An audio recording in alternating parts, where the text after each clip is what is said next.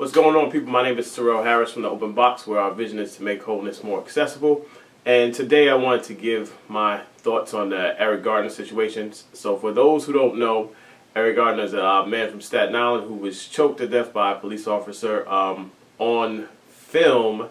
And the other day, or recently, the officer, or the grand jury decided not to indict the officer, even based on the overwhelming evidence that was on film. So I remember when the actual verdict came out that they were not going to indict the officer who choked out Eric Garner, and he wasn't going to have to go to court. And I remember speaking to Brooke on the phone and telling her if she actually heard about the grand jury's decision, and she didn't. At that point, she didn't hear about it, but then she mentioned that she wasn't surprised. So it's actually, for me, it's kind of disheartening to realize and understand that this is something that minorities are actually used to in terms of, justice not swinging or going our way. So as a result of the grand jury deciding not to indict the officer, what's been happening is you've been seeing a slew of protests. None, thank God, of which have been violent. So what's been going on is you've seen a lot of marching, and then you've seen these organic protests that have been pretty disruptive. So in D.C., you've seen people marching onto the highway, shutting down traffic. You've seen in New York people laying out in the streets, disrupting traffic. Even on this past Friday night, you see people in D.C. actually laid out in the streets to try to disrupt a Wizards game. And this stuff has been happening across the country. There's been protests in Chicago, there's been protests in Florida, California. And I think a lot of people are just actually sick and tired and actually want some changes to the justice system. So one of the things we have to realize with these four-man wave of protests is we actually have to understand and communicate what we want to happen or what we want the change to be. A lot of people, I've been going on websites and see a slew of demands, like 100 demands in terms of what we actually want, which includes racial equality. And some of that stuff is just not going to change because it's subjective to the individuals who actually harbor hate towards other individuals because of their skin color. So we can't change the hearts of people, but one of the things we could do is actually communicate what we want in terms of changing the law. So some of the things that's been happening as a result of these protests are, you see police departments actually moving to equip everybody with cameras. You see that the president made a decision to grant, I believe, $263 million for 50,000 officers to be equipped with cameras. Now, of course, that's not enough. And even the math doesn't add up because that's roughly, I think I calculated to over $5,000 a camera for 50,000 officers. And there's way more officers in the United States than just 50,000. So but one of the things we should want to know is, where is this money actually going? How much money is being spent on these cameras? And one of the things, if I was to articulate what I wanted to somebody in power, what we want is, we want officers to be equipped with cameras by a certain date. So let's just say next year around this time, or 6 or 7 months from now, every officer in the United States should be equipped with a camera to record any stop or any interaction they have with a citizen. And then we also want penalties for these cameras not being turned on. We also should want that, along with penalties, that there be,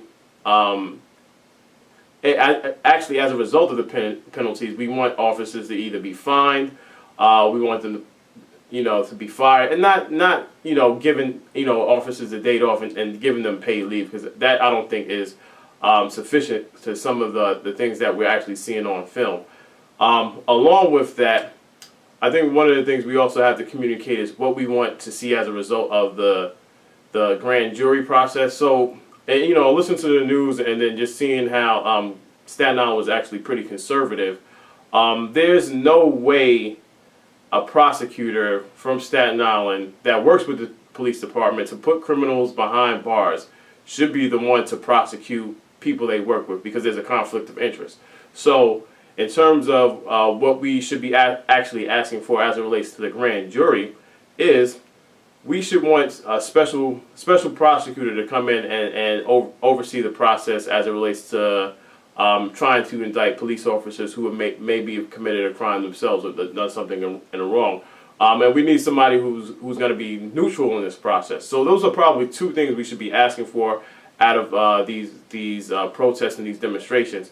One of the things that's a little bit not necessarily scary, but what I've seen in the past with organic movements like this, so like with the Occupy Wall Street movement, what they tend to do is they'll just wait us out. So with the Occupy Wall Street movement, I can't even recall what the movement was asking for. So it kind of just fizzled out. They let the people demonstrate. They let the people sit in tents, in the Wall Street area, and then it kind of just phased out. What they did is just start pinching the people out. So if we don't have a clear list of demands or know exactly what we're protesting for, ultimately, I think we could actually be waited out. But one of the things that you see in this protest that's a little bit different than Ferguson is strictly nonviolent, and it's being very, very disruptive in terms of making it inconvenient for people to actually move around and do things. So I think what this protest is doing is giving the nation and giving the nation's leaders the urge to act a little bit faster because the people protesting are being so disruptive to everyday life, which is actually a good thing. You've seen some of that stuff in the civil rights movement, but what's a little bit different between this and the civil rights movement is during the civil rights movement, when you look at film and you look at pictures, you see these nonviolent protests happening, but then you see the people who are racist or the police officers actually being violent towards the individuals who were, demonstrating in a nonviolent way. So in this protest, because the police department is under so much scrutiny, I don't think they'll even respond or react to individuals, protesting. But if we're doing things like, marching out on the highways, shutting down traffic, marching in, or laying out in stores that people have been doing what they call die-ins, I think that will get people in leadership, like people in politics, people in the government, to actually step in and respond a little bit quicker because we're making everyday life a little bit inconvenient. Along with that, one of the things I want to say is that we should be hopeful that these actions will produce and spark change, even if it's just a little bit. But, what we have to realize is the change that is sparking is definitely not going to be enough, because although we may get a few laws adjusted here and there, and although we may get police to wear body cams, until the government and until leadership is diverse and actually looks like those who live in America, I don't think we'll have much change at all. So what this movement has to spark, it has to spark new leadership within the African American community, within the Asian community, within the Hispanic community, and that leadership has to grow into government form. So if you look at any of these Senate hearings that go on like C-SPAN or any of these channels, although you see, you may see a few African Americans here or there, you're really not going to see too many Hispanics. You're not going to see too many Asians. You're not going to see too many Americans that have Middle Eastern descent. So what we have to do is we have to start getting into politics. So what I'm reminded of is watching High Learning when Remy was super excited or super hyped to get into the movement and start to cause a ruckus. And his mentor, I forget the guy's name, the guy who kind of led the Aryan movement, told him, you don't need to be in the front lines fighting this. We need more lawyers, we need more doctors, we need more people like that to change the system. And it dawns on me that that's the same thing we actually need. So we're going to need more lawyers, we're going to need more people in politics, we're going to need more people in the government. And until we have that diverse or a very, very diverse government that matches the actual population of the United States, I think it's going to be difficult to have constant change and constant justice for the things that we are feeling that are against us. Despite that, I am super hopeful just by seeing the community that is being sparked out of some of these movements. So I'm hopeful that some of this stuff will spark a desire for younger people to actually get into social justice, to get into politics. And I am hopeful, and I actually believe, at least for me, what is done for me. I'm not sure what this movement is actually doing for you, but what it's done for me is, since the Trayvon Martin case, since the Michael Brown case, and since this, what I've actually been doing is digging into a lot of or doing research and listening to how Malcolm X spoke out against injustices, how Martin Luther King spoke out against injustices. So from my perspective, if I'm feeling a little more than just agitated, but what I want to do is I want to do the research and figure out how we actually moved from a point of slavery into being fighting for our rights in the 60s to also fighting for our rights in the new millennium. So what it's done for me is to actually do the research. Another thing, and I'll close out here, is this movement has to be a very diverse movement. So a lot of times we as Christians, we want to from my perspective bring the movement into the church.